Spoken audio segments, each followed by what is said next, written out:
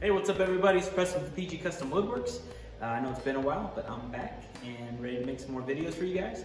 And some of you have asked about what's been going on, and as you can see behind me, scenery looks a little different. That's because I have just moved into my new shop. Super excited about it. It's 1,600 square feet, and I'm really anxious to kind of show you guys around, show you what I've been doing in here. But I really want to jump back into the videos, and what I'm going to be making today is a retirement gift for a friend who's retiring from the Air Force. His wife asked me to make it, and I'm extremely honored that they trusted me with this. He doesn't know anything about it, so it's going to be a surprise to him, but just going to jump right in, show you guys how I do it. If there's anything that you guys have questions about, please, as always, leave them in the comments below or give me a shout on Facebook. Let's go. What up? That would have been a really good place for like a one of those cool intro montages. I don't have one. If you can, or know anybody that can create one for me, let me know. I'm always interested to do some trading, you know what I mean? But, so first thing I do whenever I'm creating a project like this is I design everything in V-carve for the CNC machine. If you don't have one, you can freehand some of this, so don't be scared or intimidated to try something like this. Basically, I create everything in V-carve and then export it to a tap file, which lets the CNC machine know how and what to carve. But for this particular one, going pretty simple. It's gonna be American flag, got the Air Force logo, his name, retire date, and all that kind of stuff. And I'm gonna do a really cool rustic, kind of burnt wood looking finish to it. So it's gonna be pretty cool. So let's get going. All right, one thing I just want to show you guys real quick, and is one of the many reasons why I like to do all my designing first, is because you can actually go in here to your design file and take a measurement. So if I want to know how wide each strip or stripe of the flag needs to be, I'll go ahead and pull a measurement from line to line, and that tells me that each stripe needs to be exactly 1.1 inches wide. And the reason why I like to do this is because, let me get you guys turned around there so you can see my pretty face. The reason why I like to do it is because I'm not gonna be carving all of the lines on the CNC. I'm actually creating strips and gonna prepare those separately. So whenever I put everything together, I need to make sure that where the CNC machine is going to cut all of the stars and all of the letters, that it's exactly where it needs to be proportionally to each stripe, if that makes sense. So just want to show you guys real quick, and we'll get into cutting. Let's go. All right, so what I like to do before I start cutting all my strips is get a scrap piece similar to the same thickness and size that this is. I like to get my fence kind of set as close as I can with the ruler here, just kind of eyeball it, and then do a final check with a pair of calipers. That's going to ensure that the fence is dialed in, and you go ahead and cut all your strips, not have to worry about them being inconsistent. So.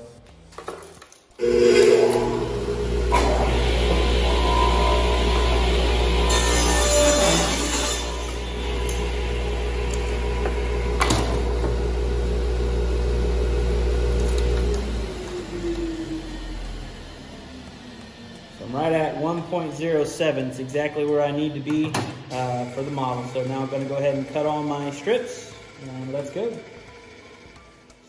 Something I forgot to mention is whenever you're laying out your boards and you get ready to cut, make sure that you look for any type of imperfections. I don't know if you can pick that up on the camera or not, but there's a pretty deep gouge, but it's okay because I'm cutting off, you know, enough of it that it's going to completely eliminate that. So take the extra few seconds, look at your board, line everything up so you can just go ahead and grab it and do your cutting, and it takes care of any type of defects.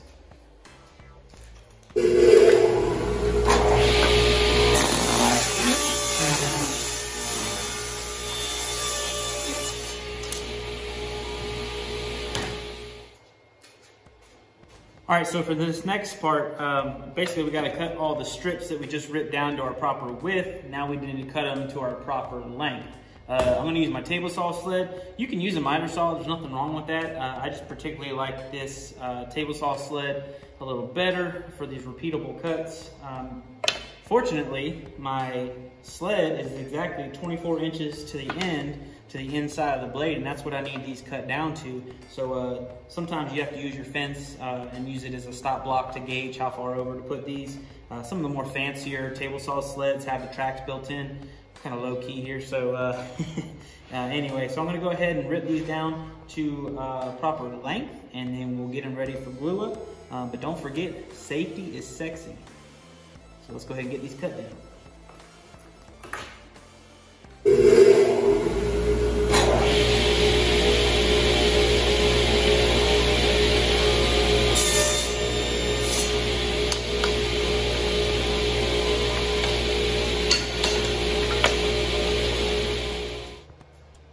All right, so once you got all your strips cut, what you need to do, wait, I don't need to be sexy anymore. Oh wait, still am. Just kidding. Anyway, so I went to my model and determined that the union, which is the blue part with the stars on the flag, for those of you who aren't aware, but I determined that it's going to be 9.6 inches wide, and then 7 stripes, which in this case is 1.7 times 7 strips down. So what I do is I'll go ahead and get everything lined up. Strike me a very light line down 7 strips. And the reason why I do that is because the process that I use to apply the coloring and the burnt look to my flag, it's not assembled. So I'm gonna do each strip separately. This just kind of gives me a rough idea where to start and stop each color. That way when I do my burning, I kind of blend the two together. But also, because of the type of design that I put with the Air Force logo over here in the words, I'm gonna do kind of a split design where the Air Force has an epoxy inlay with a background of being like a lighter blue compared to the red and white kind of rustic look over here. So I'm gonna do a really neat transition. So this just helps better align everything visually so you know where to start and stop. Basically what I was trying to say, but let's get into it.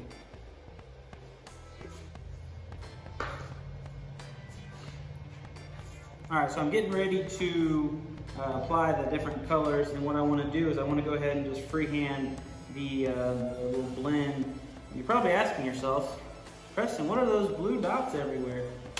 Well, sometimes in woodworking we make mistakes, and I think a lot of times we try to hide those mistakes from our viewers, but I think it's important to kind of highlight them, just let everybody know that we're all human and we do make mistakes. But I was shaking up my paint, and apparently the lid wasn't on all the way.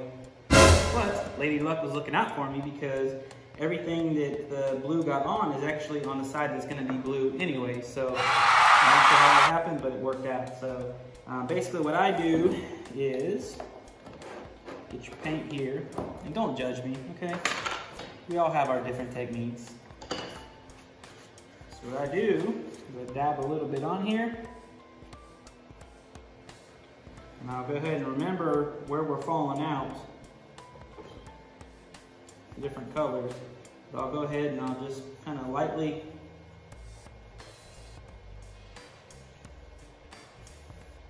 and that way it kind of creates kind of a cool little swirl effect. So that way once I get ready to do my burning, it'll look really cool. So go ahead and just do that on all these strips and get them prepared to do our burn technique.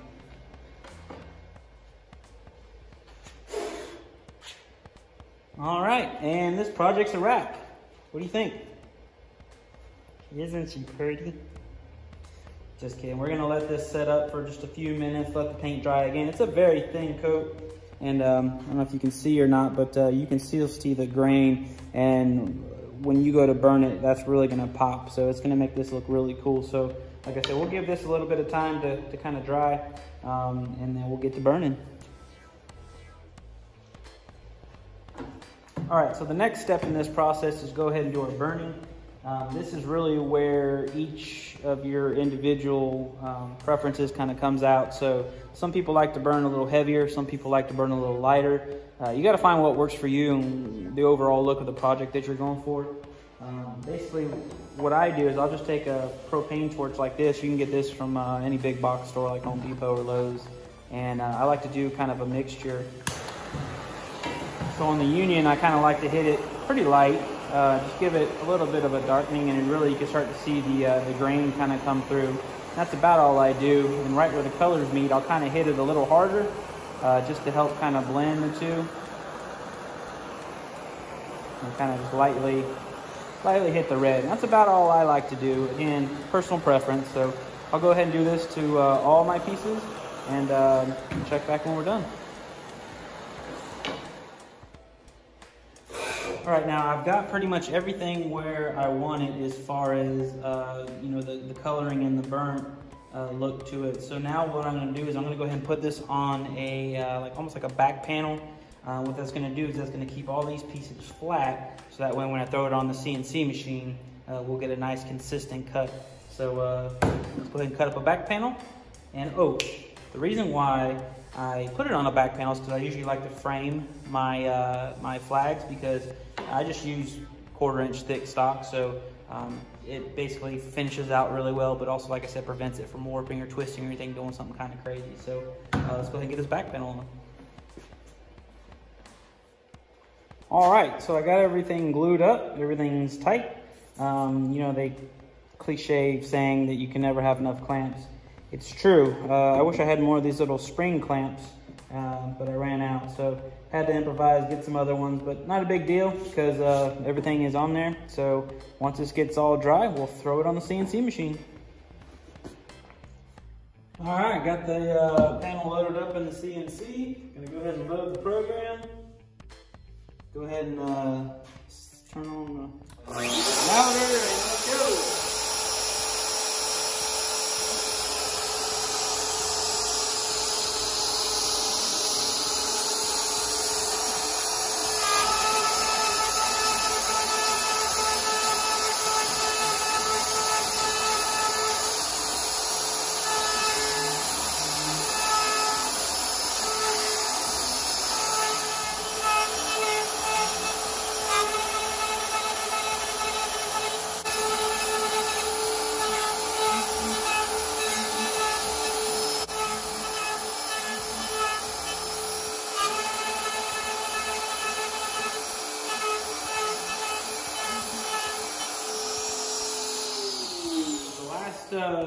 Few steps here. Well, basically what we're going to do is create our frame now.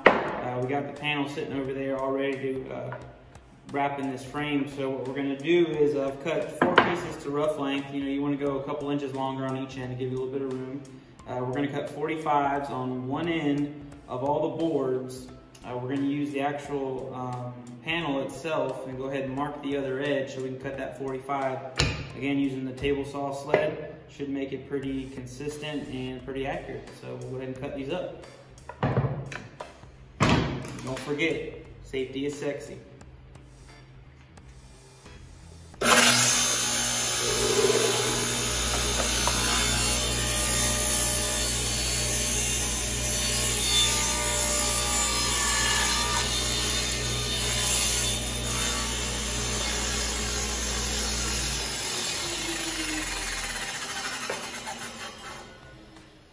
All right, so what I've done is I've actually burnt the inside of my frame, so that way once you put it together, you don't actually have to go back and burn, and then you'll ruin, you know, this because you have to burn it so much to get to this. So that's why I went ahead and just pre-burned everything on the inside.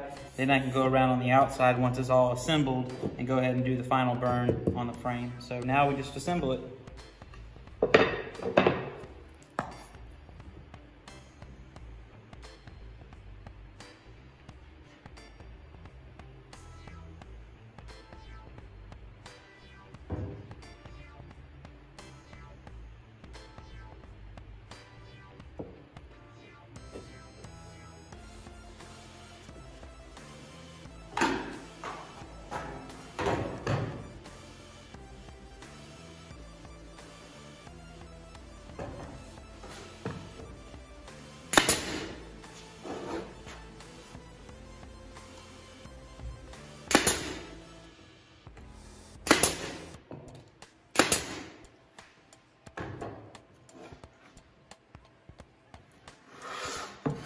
As long as you took your time and got your angles set properly on your table saw, you should end up with some really nice, clean corners. There's no gaps.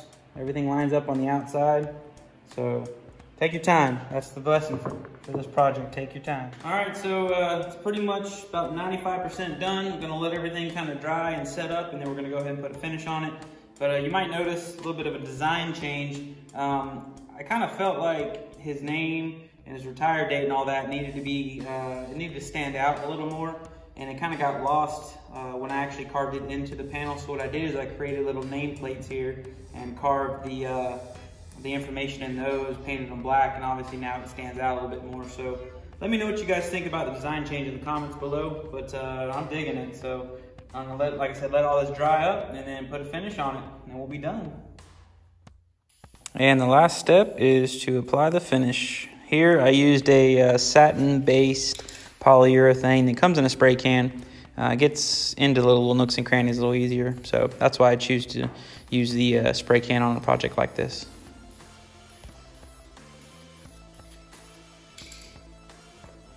Hey, thank you guys so much for watching. Here's the finished product. It came out so cool. I'm so happy how everything came out, and that I was afforded the opportunity to go ahead and do this for him. So he's gonna be surprised. It's something that he's gonna cherish, hopefully for a very long time. But if you guys have any questions or comments about anything that you saw in the video, please definitely reach out, leave a comment below. And this is a little different style of video that I'm used to putting out, so a little more informational than some of my other ones. So if you guys are digging it, let me know. If you made it this far in the video, then you're probably digging it. So hope you guys are doing good out there. Stay safe, and give me a thumbs up and like on YouTube and Facebook. I'll appreciate it. See you guys later. Bye.